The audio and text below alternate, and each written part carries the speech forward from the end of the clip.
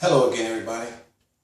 I want to start this off by saying thank you. I thank you very much for your prayers, for your concern, for all the people who sent letters and Instagrams and all those types of things through social media. Thank you very much. My wife really appreciated it. We were able to get her up and about today. She's smiling.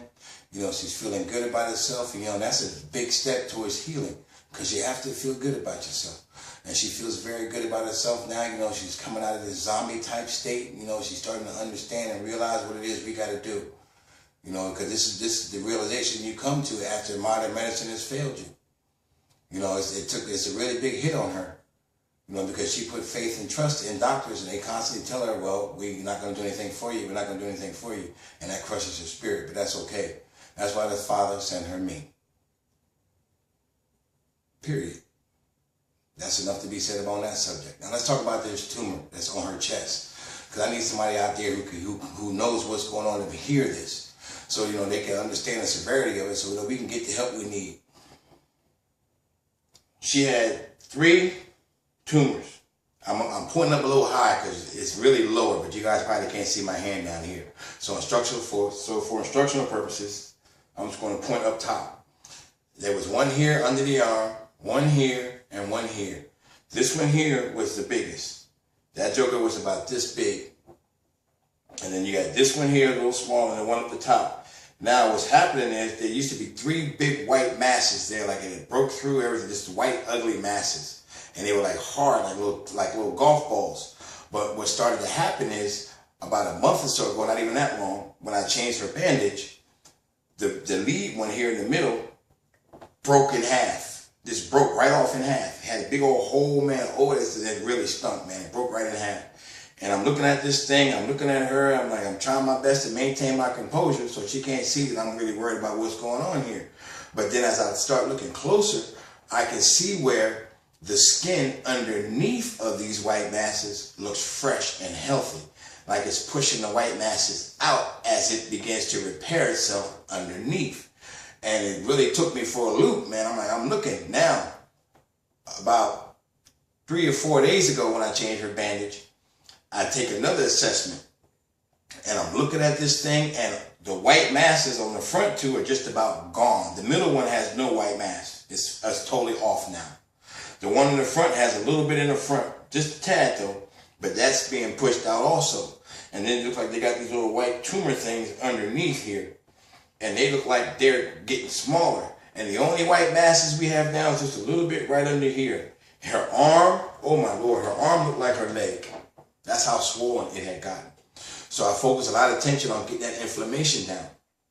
And while we were doing that, we got her arm down, the inflammation's gone, because they were telling us that when we took her to the emergency room when she was doing the blood thing, that she had the tumor was sitting on a nerve, causing her arm to swell up. Yeah. This is what they tell us in the emergency room. Doctors have been really helpful towards my wife. They've been really sympathetic, and they're not off the wall crazy with their words. They see, they understand, they know there's a problem. They try to comfort her as best as they can. Because, basically I know and they know they really can't do nothing there.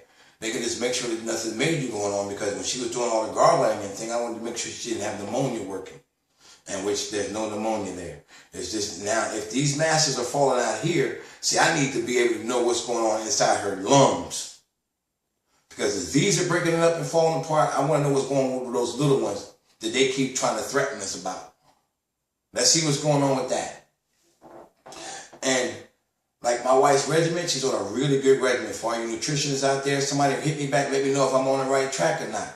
We're getting vitamin C, almost 8 to 10,000 milligrams a day. I keep it with vitamin C because I know that vitamin C shrinks tumors. There's an agent in vitamin C that gets in there, man, that has like little explosions, like a little boom, batter around. Just keeps hitting it, hit and explode, bam, hit and explode, bam. These are the properties that's going on with the vitamin C. Then we have the green tea extract, because green tea extract kills cancer stem cells according to researchers. So I know in order to stop the metastasis, we got to get these cancer stem cells eliminated. So we amping up the green tea extract, 2,400 milligrams a day. On top of all the teas that she drinks. She drinks green tea, moringa tea. I got a nice vast variety of teas with different nutrients and minerals in it to help her body maintain a good health so that her body can fight. Because right now her body has to be strong to fight.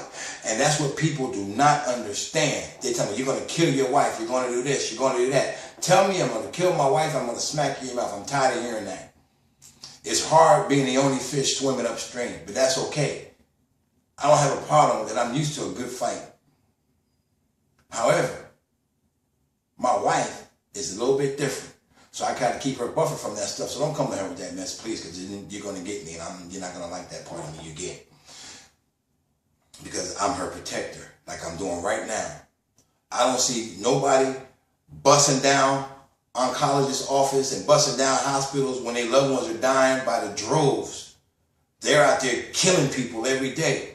And because I have chosen not to allow my wife to be in that system, I'm wrong? You got to be kidding me.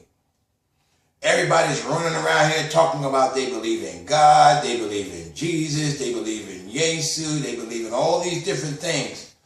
But nobody believes in nature. That's perverted. How can you believe in a God who has created a world that you don't have faith in? You got faith in God so much that the minute something goes wrong, we shove pills in our face. But we believe God. My doctor tells me how much of a Christian he is, and then coming right around and cast judgment on my wife. And then tell her that nutrition don't matter. The very thing that God placed it. Doesn't your Bible say that the leaves on the trees were for the healing of the nation? You need to study that and find out what's going on with that statement about all the herbs. We all talking about we believe, we believe, we believe. But then when it comes time to believe, you believe something else. Well, I'm not going to be that type of wishy-washy. What I believe, and I believe nature is the key. So please help us donate to get us to the place that we need to be. I need to be able to know what exactly is going on. There are doctors out there, they can run tests, they can do this, they can do that. I mean, you want to spend hundreds of thousands of dollars on chemotherapy, radiation, surgery. I just need a fraction of that, Mr. Government. You don't have to. You can save money. Ain't this about saving money for the economy? Well, don't be pushing the chemotherapy on my wife. Take all that money from all those months and weeks of treatment that you want to give her and give her a fraction of that so we can get her what she really needs. I have other video out there. I want to cut this one kind of short right now because I'm going to put a few out there because I'm not going to stop. I need my wife fixed. I saw the president on the television just yesterday with this thing in San Bernardino.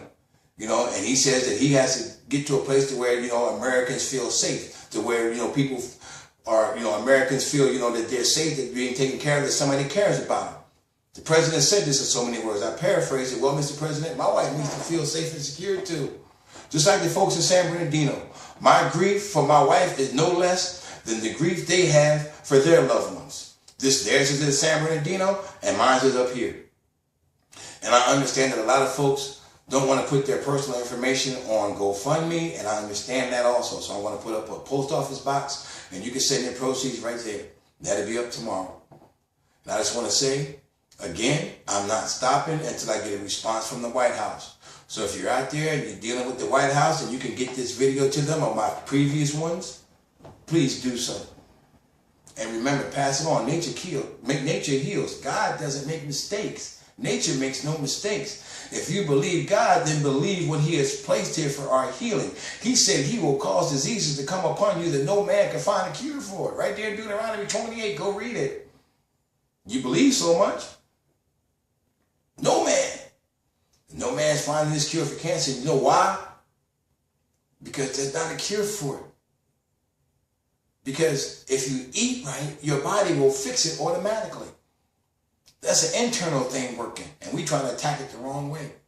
Well, I'm going to tell you again, I'm not going to let them kill my wife. So for all you people who want to know why, that's why I'm not taking chemotherapy for my wife. She doesn't even want it. Every time you mention it to her, she gets nervous because she doesn't want that poison in her. And right now, she's not able to speak out like she wants to, so I'm her mouthpiece. But believe you me, when she gets to the place to where she can tell you what's in her head, oh, she'll let you have it. And if you know her, you know I'm telling you the truth. So thanks again. Thank you guys for your prayers. And you know, there's one more thing. It's not always about giving funds. I mean, that's what's needed. However, prayer is needed. Being concerned is needed. Making a change is needed. This can be a monumental thing because I want to update her condition on a regular basis because people need to know that there are other things that can be done. You tell my wife that the thing you want to do, there's a 90-some-odd% chance that it's not even going to work. Then why you want to give it to her? Come on, man. You just tell me it ain't going to work. Then you say you want to give her low doses of it. For what? If you know anything about triple negative breast cancer, you know that's a very ugly beast to fight with conventional medicine. It doesn't respond. I did a lot of research on that thing. That's an ugly beast. But you know what? My Father in heaven ain't afraid of ugly beasts. And he's put it in me not to be afraid of them. And there you have it. I'm not going to get all hyped up right now because I like to talk standing up. I'm sitting down because I don't have nobody to follow me around, but I can get more energetic things working. But this is a monumental moment. This is a chance for America to see firsthand. And you don't have to spend a lot of money on this therapy because I'm going to work this thing. And I'm going to let you know how it works to let you know that there are other things out there. You guys have a nice day. May the Father of Light bless you and continue praying for my wife. Continue giving. And hey, let's see.